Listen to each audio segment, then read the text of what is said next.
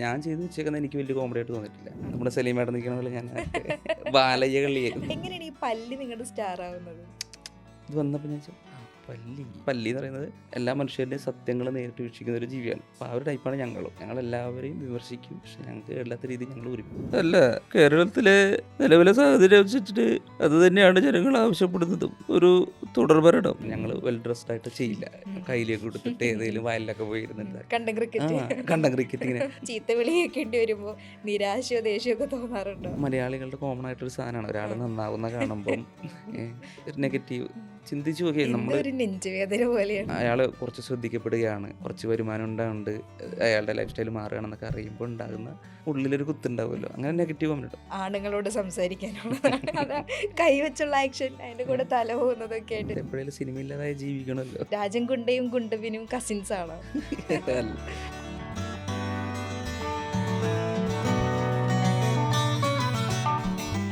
Hi, നമസ്കാരം. This is me Athira with Madison digital. ഇന്ന് നമ്മുടെ കൂടെ ഗസ്റ്റായിരിക്കുന്നത് ഒരു സ്പെഷ്യൽ പേഴ്സൺ ആണ്. കൂടുതൽ ഇൻട്രോയുടെ ഒന്നും ആവശ്യമില്ല, സോഷ്യൽ മീഡിയയിൽ വൈറലാണ്. ഇപ്പോൾ ഇതാ ഒരു സിനിമയിലൂടെ പ്രകമ്പന പെർഫോമൻസ് ഒക്കെ നടത്തിയെത്തിയിരിക്കുന്ന സനേഷ് ഗിന്നസ് ആണ് നമ്മുടെ ഗസ്റ്റ്. സ്വാഗതം. Thank you. ഈ പേരിൽ പറയുന്ന പോലെ തന്നെ എന്താണ് ഈ ഗിന്നസ്? അത് ഫ്ലവേഴ്സ് ചാനലൊരു ഇവൻ്റ് ഉണ്ടായിരുന്നു, നമ്മുടെ ഗിന്നസ് റെക്കോർഡ് വെച്ചിട്ട് തന്നെ. അപ്പോൾ അതിനകത്ത് പാർട്ടിസിപ്പേറ്റ് ചെയ്തതിൻ്റെ പേരിൽ ഒരു സർട്ടിഫിക്കറ്റ് കിട്ടി. അപ്പോൾ ഞാൻ ഒഫീഷ്യലി ആ പേരങ്ങനെ, ഒഫീഷ്യലല്ല അൺഒഫീഷ്യലായിട്ട് ഞാൻ തന്നെ ചേർത്ത പേരാണ് ഗിന്നസ്. സർട്ടിഫിക്കറ്റ് ഉണ്ടല്ലോ. പ്രകമ്പനാണ് സിനിമ. എന്തൊക്കെയാണ് പ്രകമ്പനത്തിൻ്റെ വിശേഷം? പ്രകമ്പനം നമ്മളെന്താണ് എക്സ്പെക്ട് ചെയ്തത് അതിനേക്കാളും കൂടുതൽ വലിയ വിജയമായിക്കൊണ്ടിരിക്കുകയാണ്. ഭയങ്കര എല്ലായിടത്തും. ഈവൻ നമുക്കൊരു വർക്കിംഗ് ഡേയ്സിൽ പോലും ഹൗസ്ഫുൾ ഷോ വരുന്നുണ്ട്. അതൊക്കെ വലിയ സന്തോഷം. പിന്നെ കുറേ ആൾക്കാർ, ഇൻഡസ്ട്രിയിലെ കുറേ ആൾക്കാർ എന്നെ നേരിട്ട് വിളിക്കുന്നുണ്ട്.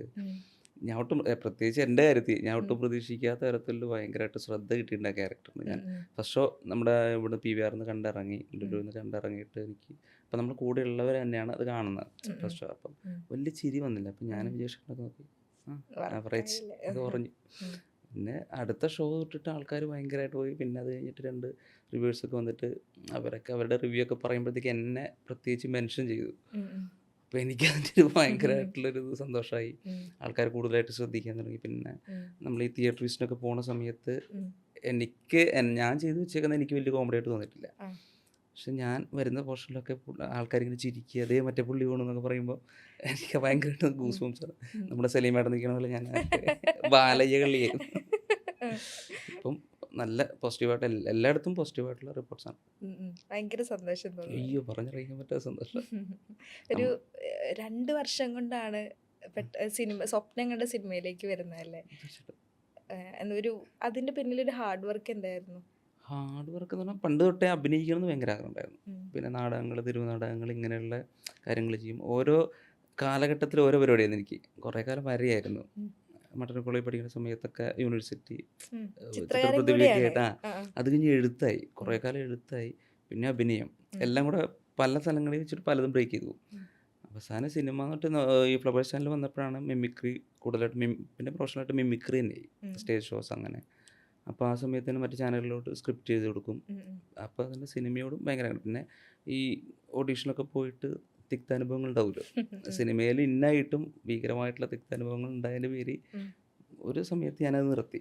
പിന്നെ അവസാനം ഒരു ജാതി യാദവ് എന്നുള്ള സിനിമ ചെയ്യുന്ന സമയത്ത് അതിൽ കുറേ ഡയലോഗുകളെല്ലാം കട്ട് ചെയ്ത് പോയി. പക്ഷേങ്കിൽ അതിൻ്റെ ബെനിഫിറ്റ് എന്താ വെച്ചാൽ ആ സിനിമയുടെ ലൊക്കേഷൻ വെച്ചിട്ടാണ് എന്നോട് രാകേഷ് മണ്ടോടി, രാജേഷേട്ടൻ എന്നോട് പറയുന്നത്, എടാ നീ പോയിട്ടൊരു ചാനൽ തുടങ്ങും, മറ്റുള്ളവർക്ക് എഴുതി കൊടുക്കാതെ നീ തന്നെ ഉറപ്പിക്കാതെ രീതി ചെയ്ത് നോക്ക്, ക്ലിക്കാവുമെന്ന് പറഞ്ഞു. അപ്പോൾ അതിൻ്റെ പേരിലാണ് ഞാൻ തുടങ്ങിയത്. വാക്ക് സത്യമായി, ക്ലിക്കായി. അപ്പോൾ അത് കണ്ടിട്ടാണ് ഈ പ്രകമ്പനത്തിലോട്ട് വിളിക്കുക. പല്ലീനെ കുറിച്ചിട്ട് പറയുന്ന സമയത്ത്, നമ്മളൊരു പരിപാടി ചെയ്യുന്ന സമയത്ത് ഓഫ് കോഴ്സ് അതിൻ്റെ പേരാണ് ഒരു ബ്രാൻഡിങ്ങിന് ആവുന്ന സമയത്തൊക്കെ പേരിന് ഭയങ്കര ഇമ്പോർട്ടൻസ് ആണല്ലോ. പണ്ട് ഇതുപോലെ അവിയൽ എന്ന് പറഞ്ഞൊരു ബാൻഡ് വന്നപ്പോൾ ഭയങ്കര ഡിസ്കഷൻ ആയിരുന്നു. അവിയലോ എന്താണത് എന്നുള്ളൊരു രീതിയിലൊക്കെ. നമ്മൾ റീസെൻ്റ്ലി റെസ്റ്റോറൻറ്റ്സിൻ്റെ നെയിമൊക്കെ എടുത്ത് നോക്കിക്കഴിഞ്ഞാൽ കൊടവയറൻ, തടിയൻ, മീൻചട്ടി, അങ്ങനെ അതൊക്കെ ബിസിനസ്സായിട്ടൊരു അടുപ്പമുണ്ട്. പല്ലിയിലേക്ക് വരുന്ന സമയത്ത് ഇതുപോലെ കോണ്ടന്റ് ക്രിയേഷൻ ചെയ്യുന്നവരുടെയൊക്കെ പേരൊക്കെ വെച്ച് നോക്കിക്കഴിഞ്ഞിട്ടുണ്ടെങ്കിൽ പല്ലിയോ, ഇത് എങ്ങനെയാണ് ഈ പല്ലി നിങ്ങളുടെ സ്റ്റാർ ആവുന്നത്? ശരിക്കും നമ്മൾ ആ സമയത്ത് നമ്മൾ ഇപ്പം ഈവൻ കരിക്ക് തുടങ്ങിയ സമയത്ത് ആ പേര് വളരെ ഒരു എന്താ പറയുക യൂണീക്കായിട്ടുള്ള സാധനമായിരുന്നു. കരിക്ക് ഒരു ചാനലിൽ തുടങ്ങാൻ പറ്റിയ പേരാണ്. അതും കുറേ ആൾക്കാർ അവർക്ക് നെഗറ്റീവ് കമൻറ്റ് ഇട്ടുണ്ടാവും, എന്ത് ചാനലിൻ്റെ പേരിങ്ങനെ, നല്ല കണ്ടൻ്റ് ആയിരിക്കും ചാനൽ. അതുപോലെ ഞങ്ങൾ തുടങ്ങുന്ന സമയത്ത് ഞങ്ങൾക്ക് ആ സമയത്ത് തന്നെ കുറേ ചാനലുകളുണ്ട്. അപ്പോൾ കണ്ണൂർ ബേസ് ചെയ്തിട്ടാണ് കുറേ ചാനലുകൾ. എല്ലാം പേര് ഭയങ്കര വെറൈറ്റി. അപ്പോൾ എനിക്ക് എന്തെങ്കിലും ഒരു പേര് ഇടണമല്ലോ എന്ന് ഇങ്ങനെ ആലോചിക്കുക. അപ്പോൾ ഞാനിങ്ങനെ കക്കിരി, വെള്ളരി ഇങ്ങനെയൊക്കെ പറഞ്ഞിട്ട് കുറേ പേര് എഴുതിയിട്ട് ഒരു സുഖമാണ്. നെല്ലിക്ക ഇങ്ങനെയൊക്കെയാണ് പേര്. അപ്പം ഈ പുള്ളി ഇത് വന്നപ്പോൾ ഞാൻ പല്ലി. അപ്പം ഞാൻ ആ പല്ലി ഇങ്ങനെ ആ ഫോണ്ട് ഇങ്ങനെ വരച്ചു. അപ്പോൾ എനിക്കത് വരച്ച് കഴിഞ്ഞപ്പോൾ ഭയങ്കരമായിട്ടുള്ള സുഖം തോന്നി. പിന്നെ ഞാൻ ഫ്രണ്ട്സിനോടൊക്കെ പറഞ്ഞു. അപ്പം ഞങ്ങൾ 4 പേരുണ്ടായിരുന്നു. അപ്പോൾ അവർ പറഞ്ഞിട്ട് അടിപൊളിയാണെന്ന് പറഞ്ഞു. പിന്നെ പിൽക്കാലത്ത് ഇങ്ങനെ ഒരു ചോദ്യം വരുമല്ലോ എന്ന് ഓർത്തിട്ട് ഞങ്ങൾ കണ്ടുപിടിച്ച കുറച്ച് ഉത്തരങ്ങളുണ്ട്. കാരണം പല്ലി എന്ന് പറയുന്നത് എല്ലാ മനുഷ്യരുടെയും സത്യങ്ങൾ നേരിട്ട് വീക്ഷിക്കുന്ന ഒരു ജീവിയാണ്. പിന്നെ ആപത്ഘട്ടങ്ങളിൽ വാല് മുറിച്ചിട്ട് അതിന് ജീവന് എന്താ പറയുക കേടില്ലാത്ത രീതിയിൽ രക്ഷപ്പെടുന്ന ജീവി. അപ്പോൾ ആ ഒരു ടൈപ്പാണ് ഞങ്ങളും. ഞങ്ങളെല്ലാവരെയും വിമർശിക്കും. പക്ഷെ ഞങ്ങൾക്ക് കേടില്ലാത്ത രീതിയിൽ ഞങ്ങൾ ഊരിപ്പോകും. അതാണ് പല്ലി. അതിന്റെ ബാക്ക് സ്റ്റോറി ആക്ച്വലി ഭയങ്കര ലോജിക്കലായിട്ടുള്ളൊരു പരിപാടിയാണല്ലേ. സീരിയസ്. നമുക്കിങ്ങനെ ഇതെന്താ പല്ലി എന്നുള്ളൊരു ഫീലൊക്കെയാണ് കിട്ടുന്നത്. നിങ്ങൾ കൂടെ ഉള്ളവരെല്ലാവരും ആക്ടേഴ്സ് ആണോ? ചെറുപ്പം മുതൽ ആക്ടിംഗ് ഒക്കെ ആയിട്ട് കണക്റ്റഡ് ആണോ? ഇല്ലില്ല. ഞാൻ പോലും അല്ല. അവർ ആഗ്രഹമുണ്ട്. ഉം. അതിനകത്ത് ഇപ്പം ഓരോ ആൾക്കാർ വന്ന് ഞാൻ പറഞ്ഞില്ലേ ആദ്യം 4 പേരുണ്ടായിരുന്നു. അപ്പോൾ അതിനകത്ത് 2 പേര് ഒരു പാതിയിൽ വെച്ച് നിർത്തിപ്പോയി. അതിന് ശേഷം ഞാൻ ഓരോ ആൾക്കാരെ ഇങ്ങനെ പിക്ക് ചെയ്തിട്ട് ഇപ്പോൾ 7 പേരുണ്ട്. ഇപ്പോൾ 7 പേര് പെർമനൻ്റ് ആയിട്ടുള്ള ആൾക്കാരാണ്. അവർക്ക് ഇതിനോട് ഭയങ്കരമായിട്ടുള്ള ആഗ്രഹമുണ്ട് മെയിനായിട്ട്. പിന്നെ നമ്മളെന്താണോ ആഗ്രഹിക്കുന്നത് ആ തരത്തിൽ നമുക്ക് ചെയ്തു തരും. അവൻ്റെ ഔട്ട്പുട്ട് നമുക്ക് കിട്ടും. പക്ഷെ അവിടെ കുറച്ച് സ്ട്രഗിൾ ചെയ്യണം. കുറച്ച് പ്രശ്നങ്ങളൊക്കെ ഉണ്ട്. പക്ഷെ ഭയങ്കര ജെന്യുവൻ ആയിട്ടുള്ള ടീമാണ്. എന്താ പറയുക, ഞാൻ എന്ത് പറഞ്ഞാലും ഇപ്പം എനിക്ക് സിനിമയിൽ പറഞ്ഞാൽ എന്നെ ഒരു പുഷ് ചെയ്യണമെങ്കിൽ അവർ ഭയങ്കരമായിട്ടുള്ള സപ്പോർട്ടാണ് അവർ. അപ്പം ആഗ്രഹം വേറെ, പിന്നെ അതിനുവേണ്ടി ചെയ്യാന്നുള്ളൊരു കാര്യമുണ്ടല്ലോ, അവരെ ചെയ്യുന്നുണ്ട്. ഈ പല്ലിയിലേക്ക് വരുന്ന സമയത്ത് ഹൈലൈറ്റ് എന്ന് പറയുന്നത് ഭാഷ തന്നെയാണ്. മലയാള സിനിമയിൽ കേരളത്തിൽ പല കൈൻഡ് ഓഫ് ഒരു ശൈലി ഉണ്ടല്ലോ നമുക്ക് ഓരോ ഭാഗത്തിനും. slang. ഇപ്പോൾ ഓരോ സ്ലാങ്ങിലും പല നടന്മാരും പല കാലഘട്ടത്തിലും മലയാള സിനിമയിൽ വന്നു പോയിട്ടുണ്ട്. ഇപ്പോൾ തിരുവനന്തപുരം, കണ്ണൂര്, മലപ്പുറം അങ്ങനെയൊക്കെ വന്നു പോയിട്ടുണ്ടെങ്കിലും പപ്പുച്ചേട്ടനൊക്കെ കുതിര അതെ അതെ കുതിരവട്ടം പപ്പു, മാമുക്കോയ. എന്താ പറഞ്ഞാൽ അവർ ഇപ്പം മാമോക്കോയ പപ്പുച്ചേട്ടൻ എന്ന് പറയുന്നത് തിരുവനന്തപുരത്തുള്ള എന്താ പറയുക ആളായിട്ട് അഭിനയിക്കുന്നുണ്ടെങ്കിലും അവർക്ക് ആ സ്ലാങ് പറയാന്നുള്ളൊരു അനുമതി പ്രിവിലേജ് ഉണ്ട്. അവർക്ക് അതിനുള്ളൊരു അനുവാദമുണ്ട്. അപ്പോൾ എനിക്ക് തുടങ്ങിയ സമയത്ത് ഇതായിരുന്നു കണ്ണൂർ സ്ലാങ്. അപ്പോൾ എനിക്ക് വേറൊരു ചാനലിൽ പോയ സമയത്ത് ഞാനും വിജേഷും കൂടെ ഒരു ചാനലിൽ പോയി പ്രോഗ്രാം ചെയ്യാനായിട്ട്. അപ്പം ഞാനൊരു തമിഴ് ക്യാരക്ടറാണ് കണ്ണൂർ. അപ്പം ബാക്കിയുള്ള ഗ്രൂമേഴ്സൊക്കെ എഴുന്നേറ്റ് നിന്ന് കൈയടിച്ചു ഈ ഗ്രൂമിങ് ടൈമിൽ. ഓക്കെ ഇത് സെറ്റാണ്, ഇത് ഓക്കെയാണ്, ഏതാ ചാനൽ പറയണില്ല, എല്ലാം പറഞ്ഞു കഴിഞ്ഞ് അവിടെയുള്ള ബാക്കിയുള്ള മത്സരാർത്ഥികൾക്ക് അവരെ ആൾക്കാരൊക്കെ വന്നിട്ട് ഞങ്ങളോട് പറഞ്ഞു ചേട്ടാ ഗംഭീരമാണ് കേട്ടോ. ഞങ്ങൾ സന്തോഷത്തിരിക്കുന്ന സമയത്ത് ഈ ഷോ ഡയറക്ടർ വന്നിട്ട് പറഞ്ഞു ചെയ്യാൻ പറഞ്ഞു. ഞങ്ങൾ ഒന്നുകൂടെ ചെയ്യാം ചെയ്തിട്ട് പുള്ളിക്കാരിയുടെ മൂഡ് എങ്ങനെയാണെന്ന് അറിയില്ല. പുള്ളി പറയണ കണ്ണൂർ സ്ലാങ് എനിക്ക് അങ്ങനെ മനസ്സിലാവണില്ല പറഞ്ഞു. ബാക്കി എല്ലാവർക്കും മനസ്സിലായി. അപ്പോൾ എന്നോട് പറഞ്ഞു നിങ്ങളിവിടെ വന്നിട്ട് മറ്റുള്ള ആൾക്കാരുടെ കൂടെ ചെയ്തോളൂ, പുള്ളി ശരിയായില്ല എന്നു. ഞാൻ പറഞ്ഞു ഞാൻ അവനെ ഇട്ടിട്ട് പോകാനല്ലേ ഞാൻ വന്നത്, എന്നെ കൊണ്ടാക്കാൻ വന്നതല്ല, ഞങ്ങൾ പോയിക്കോളാം പറഞ്ഞു. അതേ സ്ക്രിപ്റ്റ് വെച്ചിട്ടാണ് ഞങ്ങൾ ആദ്യത്തെ സിനിമയിൽ കയറുന്നത്. ആ സ്ക്രിപ്റ്റ് ഞങ്ങൾ ചെയ്തിട്ടുണ്ടായിരുന്നു. അപ്പം അത് വീഡിയോ എടുത്തിട്ട് ഞങ്ങൾ ഓഡീഷൻ ആ വീഡിയോ അയച്ചു കൊടുത്തു. അത് കണ്ടിട്ടാണ് ഞങ്ങളെ വിളിക്കുന്നത്. പിന്നെ ആ കണ്ണൂർ സ്ലാങ് കൊണ്ടാണ് ഞങ്ങൾ ഇവിടെ എത്തിയിരിക്കുന്നത്. അപ്പം അല്ല അങ്ങനെ ഒരു അനുഭവം ഉണ്ടാവണമല്ലോ. അപ്പോൾ ഞങ്ങൾ തുടങ്ങണ സമയത്ത് ഞങ്ങൾക്കൊരു ഇതുണ്ടായിരുന്നു, ഇവിടെ കണ്ണൂർ സ്ലാങ് എല്ലാവർക്കും മനസ്സിലാവും. അപ്പം ഞാൻ വിചാരിച്ചു കണ്ണൂർ, കാസർഗോഡ്, നമ്മുടെ ഇവിടെ മലപ്പുറം, കോഴിക്കോട് ഇത്രയേ എത്തുള്ളൂ, വയനാട്. പക്ഷെ ഇപ്പം തിരുവനന്തപുരം തൊട്ട് എല്ലാ സ്ഥലങ്ങളിൽ നിന്നും ഞങ്ങൾക്ക് ഫാൻസ് ഉണ്ട്, സ്നേഹിക്കണവരുണ്ട്. അവർക്ക് ഈ സ്ലാങ് ഭയങ്കര കൗതുകമാണ്, ഭയങ്കര ഇഷ്ടമാണ്. അപ്പം നമ്മളിപ്പോൾ ഇൻ്റർവ്യൂവിലൊക്കെ വന്നിട്ട് ഞങ്ങൾക്ക് കണ്ണൂർ സ്ലാങ് പറയാതിരിക്കാനുള്ള കാരണം വേറെ ഉണ്ട്. കാരണം നമ്മളൊരു സിനിമയുടെ ആൾക്കാർ നമ്മൾ ശ്രദ്ധിക്കുന്ന സമയത്ത് ഈ പുള്ളിക്ക് ഈ സ്ലാങ് മാത്രം അറിയൂ എന്നുള്ളൊരു തോട്ട് വന്നു കഴിഞ്ഞാൽ എനിക്ക് നെഗറ്റീവാണത്. അപ്പം നമുക്ക് മറ്റേ സ്ലാങ് കൂടെ കൈകാര്യം ചെയ്യണം എന്നുള്ളൊരിതുണ്ട്. നിങ്ങൾ അനുഭവം പറഞ്ഞ സമയത്ത് ഹരീഷ് ഏട്ടൻ ഞങ്ങളതിൻ്റെ ഒരു ഇൻ്റർവ്യൂവിൽ ഞങ്ങളോട് പറഞ്ഞൊരു കാര്യമാണ്, ഇതിങ്ങനെ പ്രോഗ്രാമുകൾ ചെയ്യുന്ന സമയത്ത് തനി കോഴിക്കോടൻ ഭാഷയാണല്ലോ ഉപയോഗിക്കുന്നത്, തൃശ്ശൂർ വരെയെങ്കിലും നിങ്ങൾ വാ എന്നുള്ളൊരു പ്ലാനിൻ്റെ പുറത്തായിരുന്നു. പക്ഷെ അവരിന്ന് കേരളം അറിയപ്പെടുന്ന കൊമേഡിയൻസ് ആണ്. അപ്പം പള്ളിയിലേക്ക് വരുന്ന സമയത്തും അങ്ങനെ തന്നെയാണ്, നിങ്ങളെ തനത് കണ്ണൂർ ഭാഷ നല്ലപോലെ റിഫ്ലക്റ്റഡ് ആണ്. അത് നിങ്ങൾ ഇൻറ്റൻഷ്യലി ചെയ്യുന്നതാണോ അതോ നിങ്ങൾ കണ്ണൂരുകാരായതുകൊണ്ട് തന്നെ അതങ്ങനെ വന്നു പോകുന്നതാണോ? ഇല്ല, ആദ്യം അങ്ങനെ ചെയ്തു. പക്ഷെ നമ്മൾ ബോധപൂർവ്വം ചെയ്യാന്ന് പറഞ്ഞാൽ മറ്റുള്ളവർക്ക് അത് ഭയങ്കര ക്യാച്ചിങ് ആയത്, ഇഷ്ടപ്പെട്ടു ആ സ്ലാങ്ങും പിന്നെ നമ്മുടെ ആ ഒരു വസ്ത്രധാരണമൊക്കെയാണ് ഇഷ്ടം. ഞങ്ങൾ വെൽ ഡ്രസ്ഡ് ആയിട്ട് ചെയ്യില്ല. കയ്യിലേക്ക് കൊടുത്തിട്ട് ഏതെങ്കിലും വയലിലൊക്കെ പോയി ഇരുന്നിട്ട് കണ്ടം ആ ക്രിക്കറ്റ്. കണ്ടം ക്രിക്കറ്റ് ഇങ്ങനെ എക്സിക്യൂട്ടീവ് ആയിട്ടുള്ള ഒരു പരിപാടി ഒന്നുമല്ല. കളക്ടറുടെ റോളോ ഇങ്ങനെ ഒന്നും ചെയ്യില്ല നമ്മൾ. ഇവൻ പ്രൊമോഷൻ ആണെങ്കിൽ പോലും അങ്ങനെ തറയായിട്ടുള്ള പരിപാടികൾ ചെയ്യും. അതാണ് ആൾക്കാർക്ക് ഇഷ്ടം. അപ്പോൾ ചില സമയത്ത് ഞാൻ ചില എപ്പിസോഡുകൾ ഞാൻ കോട്ടയം സ്ലാങ് ഒക്കെ സംസാരിച്ചിട്ടുണ്ട്. അതൊക്കെ വൈറലാണെങ്കിലും അതിനകത്ത് എല്ലാവരും കമൻറ്റ് തരും കണ്ണൂർ സ്ലാങ് സംസാരിച്ച കേട്ടോ, ഞങ്ങൾക്ക് അതാ ഇഷ്ടം എന്ന് പറയും.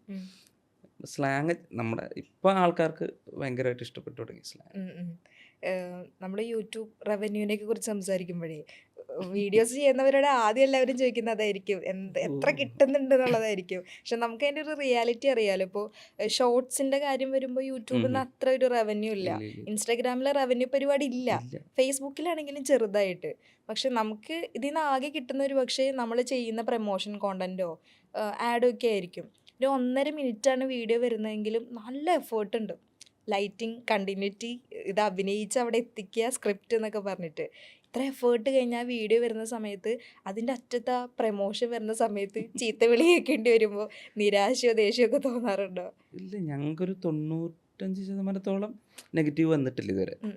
ഞങ്ങളുടെ അങ്ങനെ അപ്രോച്ച് ചെയ്യണ കാരണം ഞങ്ങൾ ഈ പരസ്യം തരണ ഫേം പോലും അവർ വീഡിയോസ് അയച്ചു കൊടുക്കില്ല. അപ്പോൾ അവരിങ്ങനെ നിന്ന് കണ്ടിട്ട് അവസാനം കണ്ടിട്ടാണ് അവരുടെ പരസ്യം മനസ്സിലാക്കുക. അപ്പോൾ ഞങ്ങളോട് പറയും ഞങ്ങളിങ്ങനെ ടെൻഷനായി പോയി, കാരണം ഞങ്ങളുടെ ഫേമുമായിട്ട് നിങ്ങളുടെ കണ്ടന്റ് ഒരു ബന്ധമില്ലാതെ ഇങ്ങനെ പോയിട്ടാണ് അതിനകത്തോട്ട് വരുന്നത്. ഇത് എങ്ങനെയെന്ന് ചോദിക്കും.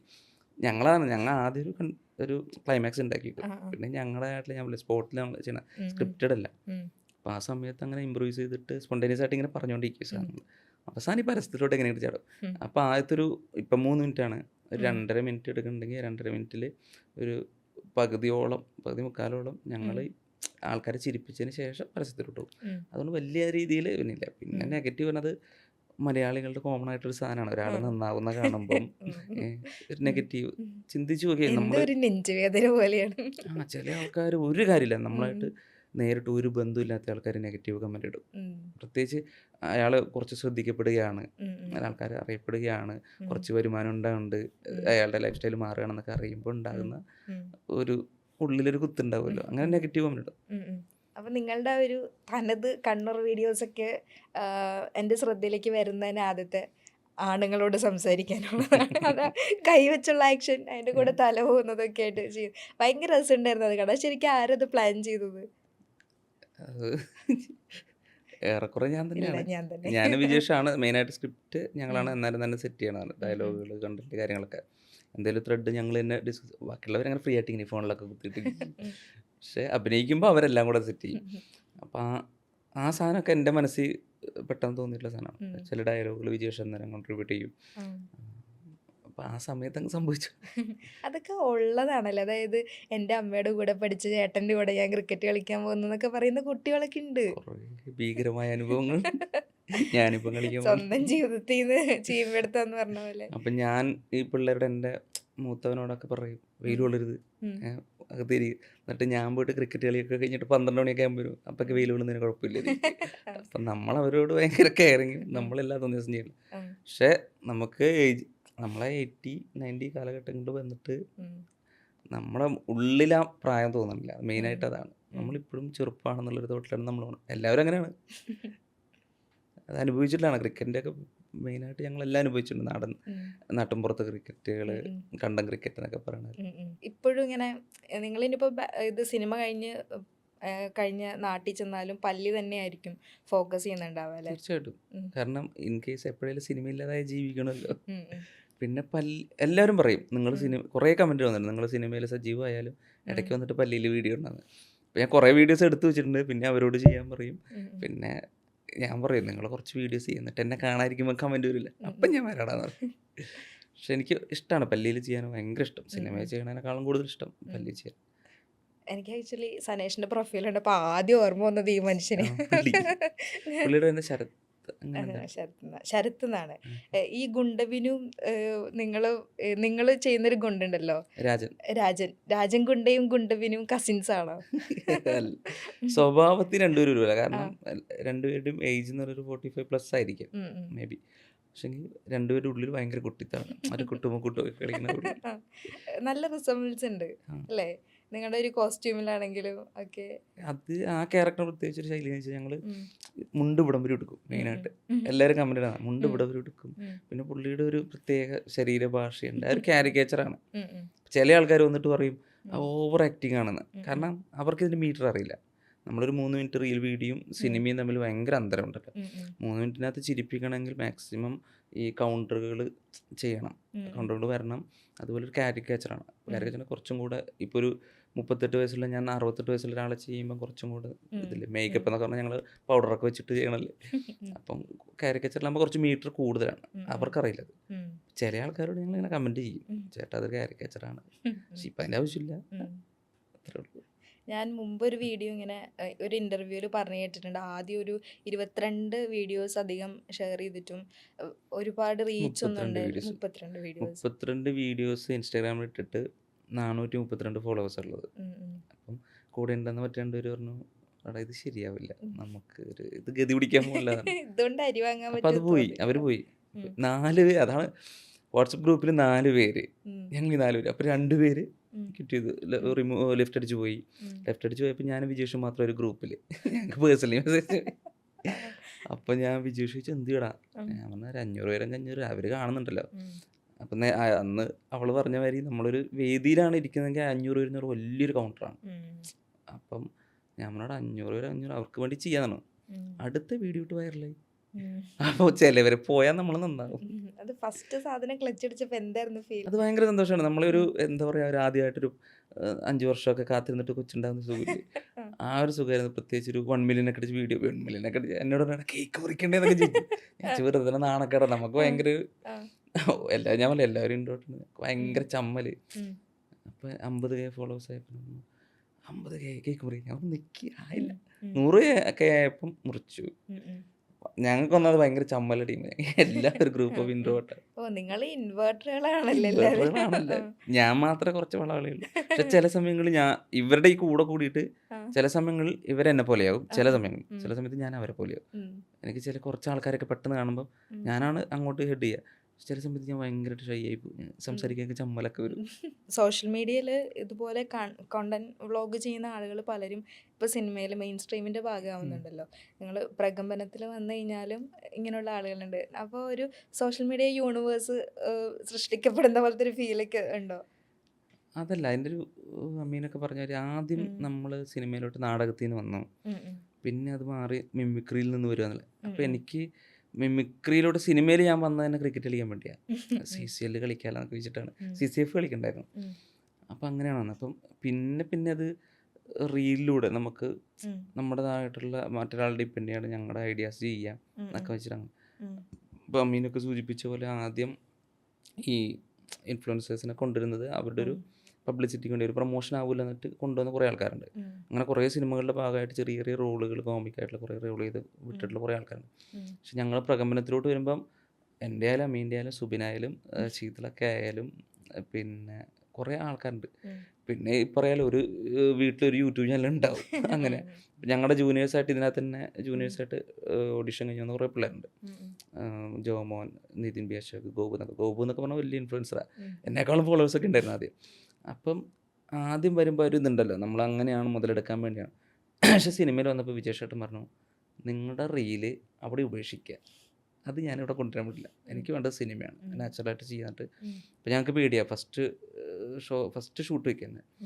അപ്പോൾ സണ്ണി ഷോക്കല്ലേ ഞാൻ. അപ്പം ഒരു ഈ മഹാരാജാസ് കോളേജിൻ്റെ ബോയ്സ് ഹോസ്റ്റലിൽ മേളിൽ ഏറ്റവും ടോപ്പിൽ റൂഫിൽ കൊണ്ടുവച്ചിട്ട് നിർത്താം. കുറേ ആർട്ടിസ്റ്റുകളുണ്ട്, ജൂനിയർ ആർട്ടിസ്റ്റുകളുണ്ട്, പിന്നെ സാഗർ, അമീൻ എല്ലാവരും ഉണ്ട്.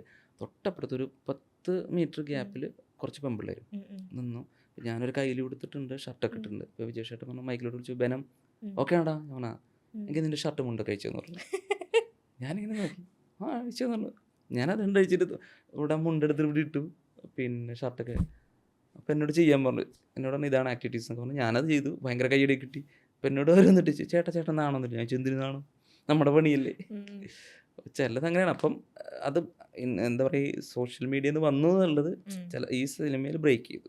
കാരണം ഇതിന് ഞങ്ങൾ അതിന് വേണ്ടിയിട്ട് ഉപയോഗിച്ചിടല്ല, ഞങ്ങൾക്കൊരു അവസരം തന്നു, അതിൻ്റെ മാക്സിമം എത്തിയെന്നല്ല, ഞങ്ങളെ പരമാവധി ചെയ്യിച്ചു ഞങ്ങളെ കൊണ്ട്. പിന്നെ ഞങ്ങൾക്ക് ഭയങ്കര സപ്പോർട്ടായിരുന്നു. ഇങ്ങനെ ചില മീറ്ററൊക്കെ ഇപ്പോൾ അമ്മീൻ്റെ ആണെങ്കിലൊക്കെ സാധനം വരുമല്ലോ, ഞങ്ങൾ ചെയ്തുകൊണ്ടേയിരിക്കുന്ന ഒരു സാധനത്തിൽ നിന്ന് പെട്ടെന്ന് മാറാൻ പറ്റില്ല. അപ്പം ഞാൻ വിജേഷിനോട് വിജേഷണ മീറ്റർ ആണോ? ഓ ഇതൊക്കെ ഈ മീറ്റർ താഴാനും പാടില്ല കൂടാനും പാടില്ല, കൂടിയ ചീത്ത പറയും അങ്ങനെ പറഞ്ഞു. അപ്പം ഒരു തരത്തിൽ വിജയിച്ചു എന്ന് വിചാരിക്കുന്നു. എൻ്റെ ആൾ അമ്മീനും ചോദിക്കും.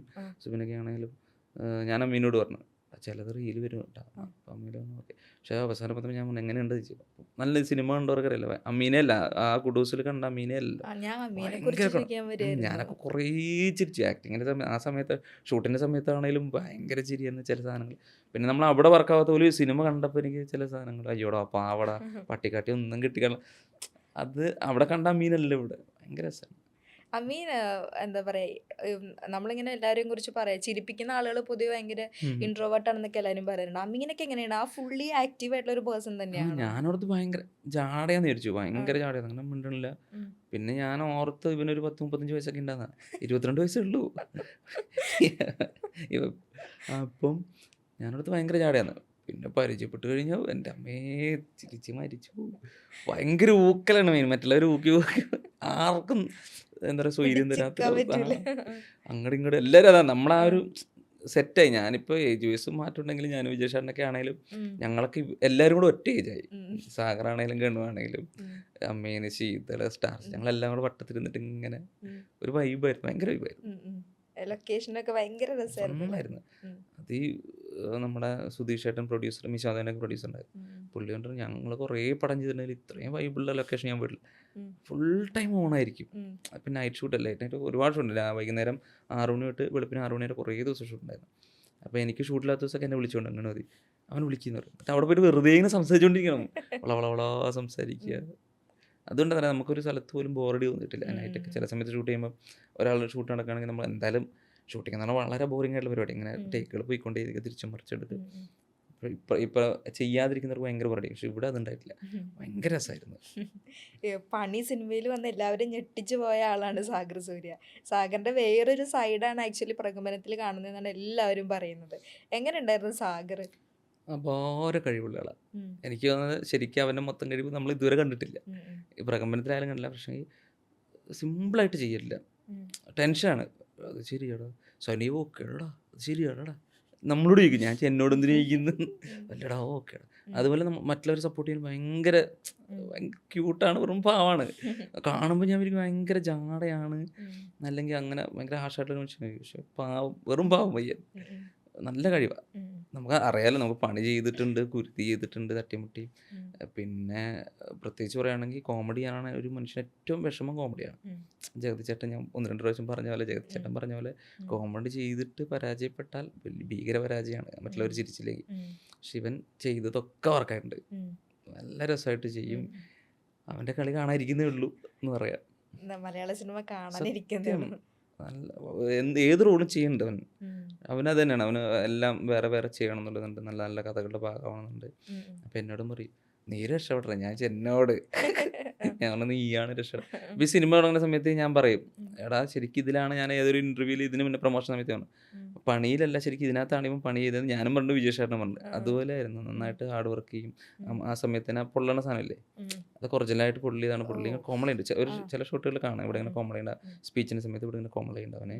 പിന്നെ അതുപോലെ ഫൈറ്റിൻ്റെ സമയത്ത് ഇവിടെയൊക്കെ ഇങ്ങനെ മുറിഞ്ഞിട്ട് സെൻസിറ്റീവ് ആയിട്ടുള്ള സ്കിന്നാണ്, മനസ്സുമാണ്, ഭയങ്കര ഡെഡിക്കേറ്റഡ്. എനിക്ക് ഭയങ്കര പാവം തോന്നുന്നത്, ഭയങ്കര കമ്പനിയാണ്, ഭയങ്കര കമ്പനി. ഗണപതിയിലേക്ക് വരുന്ന സമയത്ത് ഗണപതിനെ വളരെ ചെറുപ്പത്തിലേ മലയാളികൾ 2 കൈ നീട്ടി സ്വീകരിച്ച ഒരാളാണ് ഗണപതി എന്ന് പറയുന്നത്.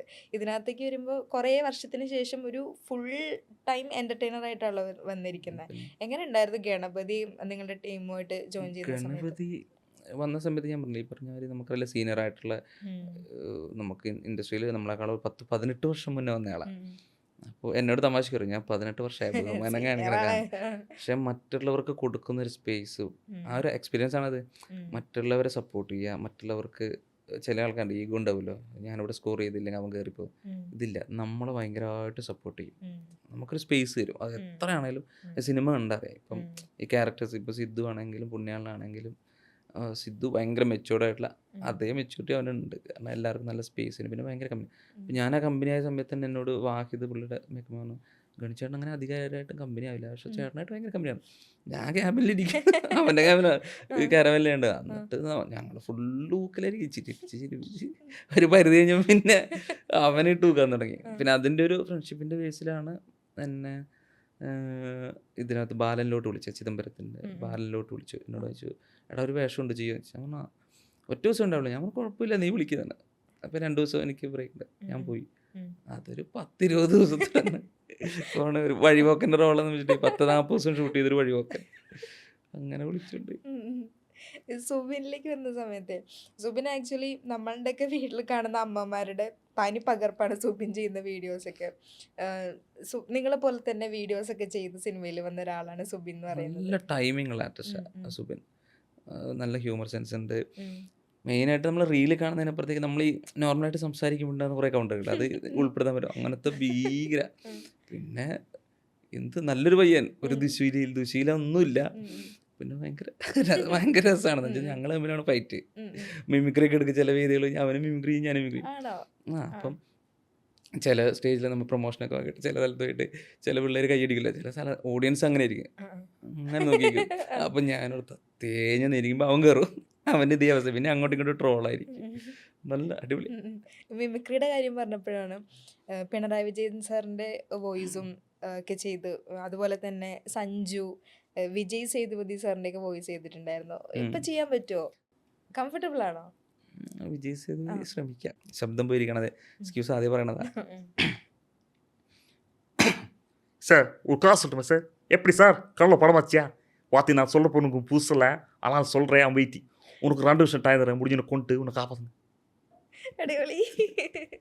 ഈ ശരിക്കും സഞ്ജുവിൻ്റെ ശബ്ദവും പിന്നെ നമ്മുടെ ശ്രീകണ്ഠനായിട്ട് ശബ്ദമൊക്കെ ചില ആൾക്കാരുടെ ശബ്ദം തമ്മിൽ നല്ല സാമ്യമുണ്ടോ. ഇപ്പം സഞ്ജു ഇങ്ങനെ പറയണല്ലേ, ഇത് സത്യം പറഞ്ഞ ചേട്ടാ എനിക്ക് ഈ ബോൾ കാണുമ്പോൾ തന്നെ കയറി, ഇതാണ് സഞ്ജുവിൻ്റെ ശബ്ദം.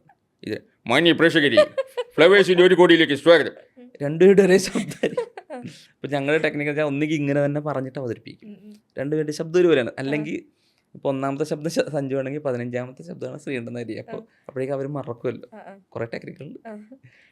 പിന്നെ ആ സമയത്ത് ഞാൻ ലാലേട്ടൻ്റെ ഒക്കെ ഫിഗർ ചെയ്യും, ലാലേട്ടൻ ഇന്നസെൻ്റ് ഇവരുടെ ഒക്കെ ഫിഗർ ചെയ്യായിരുന്നു. മെയിനായിട്ട് അതായിരുന്നു. പിണറായി വിജയൻ സാറിനെയും കൂടി ഒന്ന് ചെയ്യാൻ പറ്റുമോ? സഖാവിനോട് എന്തെങ്കിലും ചോദ്യം ചോദിക്കുമ്പോൾ ഞങ്ങൾ തുടർഭരണം ആഗ്രഹിക്കുന്നുണ്ട്, എന്താണ് സഖാവിന് പറയാനുള്ളത്? അല്ല, കേരളത്തിലെ നിലവിലെ സാഹചര്യം വെച്ചിട്ട് അത് തന്നെയാണ് ജനങ്ങൾ ആവശ്യപ്പെടുന്നതും. ഒരു തുടർഭരണം കേരളത്തിലെ ജനങ്ങൾ അത് ആഗ്രഹിക്കുന്നുണ്ട്.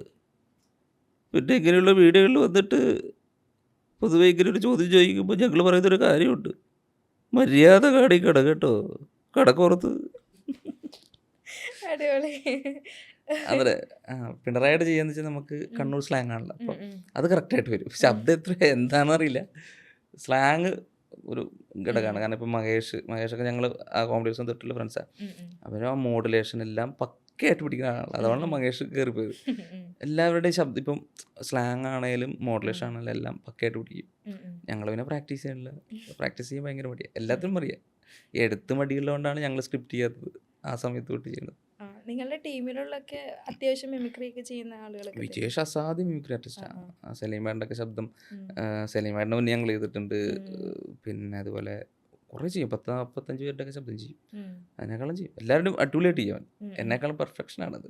ഇപ്പം ഞാൻ ചില സ്ഥലങ്ങളിൽ പോയിട്ട് ഈ സ്റ്റേജ് ഷോസിനൊക്കെ പോകുമ്പോൾ ഞങ്ങൾ ഗ്രീൻ റൂമിലായിരിക്കില്ല ഫിഗറൊക്കെ ചെയ്യുന്നത്. ഇവൻ്റെ ഓരോ സ്പോട്ടപ്പ് കഴിഞ്ഞിട്ട് ആൾക്കാർ വരും, കുറേ പെൺപിള്ളേരൊക്കെ വന്നിട്ട് ചേട്ടാ അടിപൊളി ഇരുന്നിട്ട് ഫോട്ടോ ഒക്കെ എടുക്കും. ഞാനും ഉണ്ണിയൊക്കെ ഇങ്ങനെ നോക്കും. ഞാൻ പറഞ്ഞു എപ്പോഴേലും അഭിനയത്തിൻ്റെ ഒരു കാര്യം വരട്ടെ. ഈ പല്ലി തുടങ്ങിയപ്പോൾ ഇതങ്ങ് മാറി. എൻ്റെ അടുത്ത് വിജേഷൊക്കെ ഉണ്ടെങ്കിൽ എൻ്റെ അടുത്ത് വരും. വിജേഷിനോട് പറഞ്ഞു, ആ ചേട്ടാ അടിപൊളിയാണ്, ആ മറ്റേ ചേട്ടൻ ഇവിടെ എന്ന് വെച്ചിട്ട് എൻ്റെ അടുത്ത് വരും. അപ്പം ഞാൻ ഇപ്പോഴാണ് ഞാനത് ആസ്വദിക്കുന്നത്. പിന്നെ ഡാനി ചെയ്യും, പ്രയാഗ് ചെയ്യും, ഉണ്ണികൃഷ്ണൻ ചെയ്യും. 2 പേരെ ഒഴിച്ച് ബാക്കി എല്ലാവരും ചെയ്യും. ടീം മെമ്പേഴ്സിന്റെ കാര്യം പറഞ്ഞപ്പോഴാണ് സാധാരണ എല്ലാവരും അവരെ കുറിച്ച് പറയാനൊക്കെ ആയിരിക്കും ചോദിക്കുക. ഞങ്ങളൊരു വെറൈറ്റിക്ക് നിങ്ങളുടെ ടീം മെമ്പേഴ്സിന്റെ 3 കുറ്റം പറയാൻ പറഞ്ഞാൽ നിങ്ങൾ എന്തൊക്കെ പറയും? ഒരു പ്രാവശ്യം കുറ്റം പറഞ്ഞാൽ തീർന്നിട്ടില്ല, കഴിഞ്ഞില്ല. ഇത് കഴിഞ്ഞിട്ട് എനിക്ക് അങ്ങോട്ടാണ്. വിജേഷിനെ കുറിച്ചൊരു കുറ്റം പറയും. വിജേഷ് നെഗറ്റീവാണ്, ആദ്യം പറയാൻ നെഗറ്റീവാണ്. ഇപ്പം ഞങ്ങളെല്ലാവരും പറയും, അമൽ ഡാനിയോട് ചോദിക്കും, സനഷേട്ട് ഇന്ന് വന്നില്ല, ഞാൻ ചെന്ത് നെഗറ്റീവ് ഒന്നുമില്ല എന്താ പറയാ. ചില സമയത്ത് നമ്മൾ ചില സാധനങ്ങൾ പറയുമ്പോൾ അയ്യോ അത് വേണ്ട അത് ശരിയാവില്ല. അപ്പോൾ ചില കോമഡികൾ ഞാൻ ഇങ്ങനെ ഫ്രഷായിട്ട് പറയും. അപ്പം ഭയങ്കര ചിരി വരും. അപ്പോൾ അത് റീടേക്ക് പോകുമ്പോൾ സമയത്ത് ഒന്നുകൂടെ പറഞ്ഞു, ആദ്യം പറഞ്ഞാൽ സുഖമില്ലടാ. എടാ ഞാൻ പറഞ്ഞത് അത് ഫ്രഷ് അല്ലല്ലോ.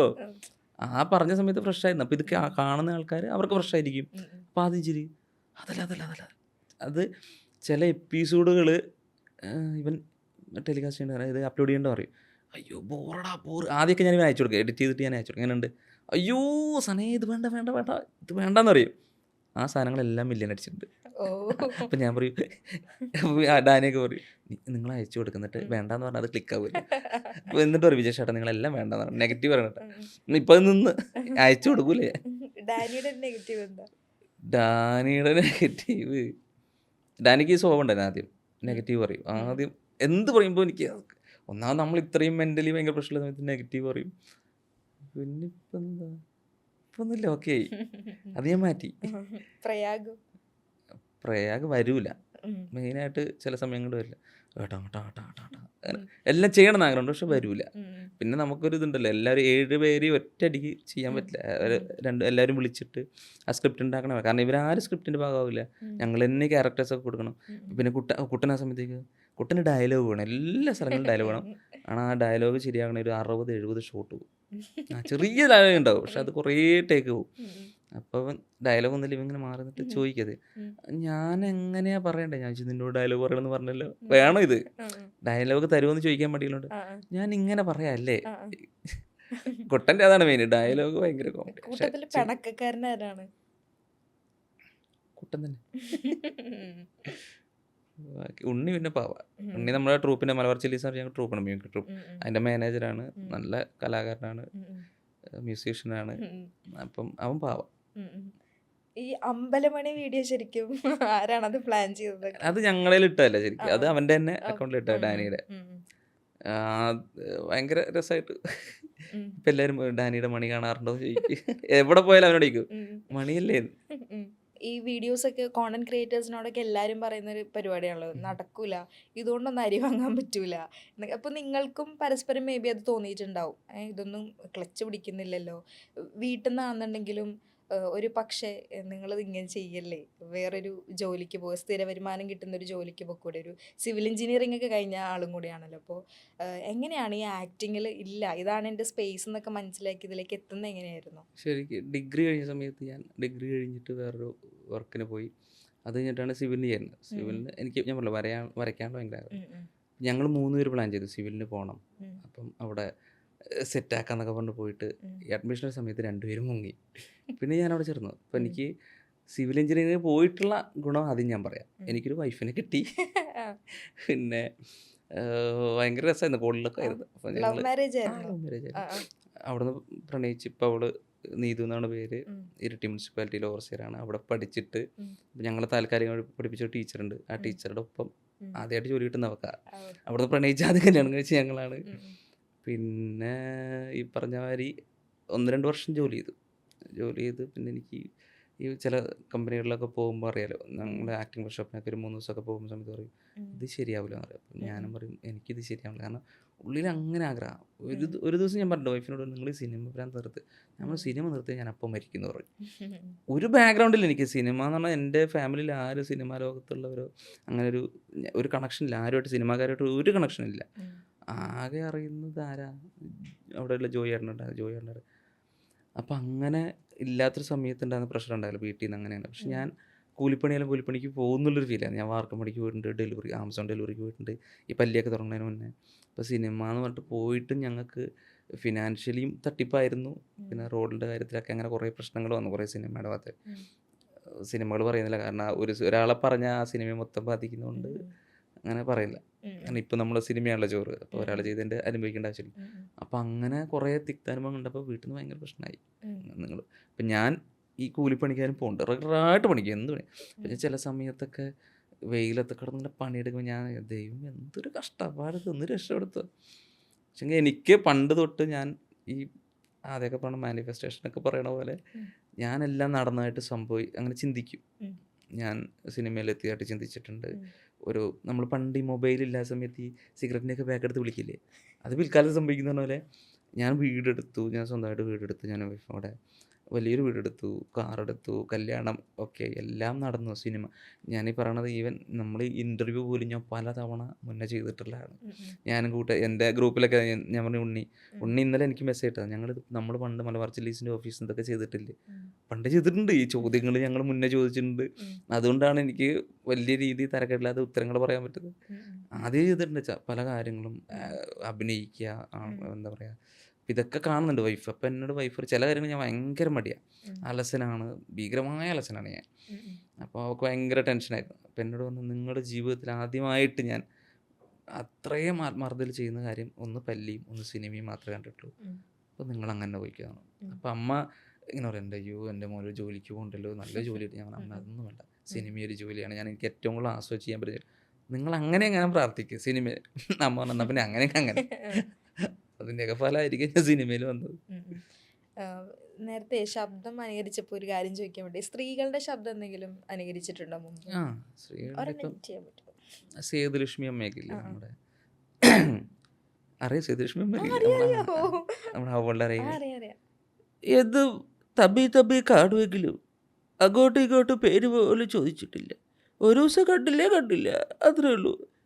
എന്നിട്ടും എന്നെ കാണാൻ വേണ്ടി മാത്രം വന്നാണ് മോള്. നല്ല രസമുണ്ടായിരുന്നു.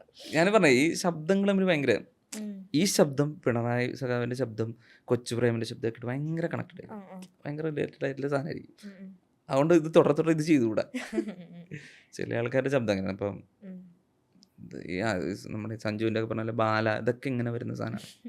ബാലയുടെ അറിവകത്ത മണ്ടമ ഞാൻ എന്നോട് ചോദിച്ചാലേ, ആ ഒരു സാധനം വരച്ചല്ലേ. ഇത് ശബ്ദങ്ങൾ തമ്മിൽ ഭയങ്കര ബന്ധമുണ്ട്. അപ്പോൾ ചില ആൾക്കാർ ചോദിക്കും, ഇപ്പോൾ സാഗറിനോട് ചോദിക്കും, എടാ എന്നെ മിമിക്രി പഠിപ്പിച്ചാടാ. സാഗറിന് ചില വേദികൾ തേഞ്ഞുകൊണ്ട്, ചില വേദികൾ നന്നായിട്ട് എന്തായിരുന്നു, യാരുടെ അപ്പുറത്തല്ലേ, യാരുടെ ഡൂടാ, യാരുടെ ഡൂട് മാറിയതൊക്കെ. ഗിരിയേട്ടൻ എന്തുട്ടാ ഗിരിയേട്ടൻ സെറ്റപ്പ്, ചേച്ചി കൊള്ളാം, നമ്മളാണ് കണ്ട് കളിയാക്കണതാണ്. ഒരുപാട് സന്തോഷം സംസാരിക്കാൻ പറ്റിയതിൽ. പ്രകമ്പനത്തിൽ നല്ല പെർഫോമൻസ് തന്നെയാണെന്നാണ് നല്ല റിവ്യൂ കിട്ടുന്നുണ്ട്. അപ്പോൾ പല്ലിയിലൂടെയും പുതിയ സിനിമകളിലൂടെയൊക്കെ ഇനി ലൈവായിട്ട് തന്നെ നമ്മുടെ മുമ്പിൽ ഇങ്ങനെ എപ്പോഴും ഉണ്ടാവട്ടെ. എല്ലാവിധ ആശംസകളും. Thank you so much. Thank you.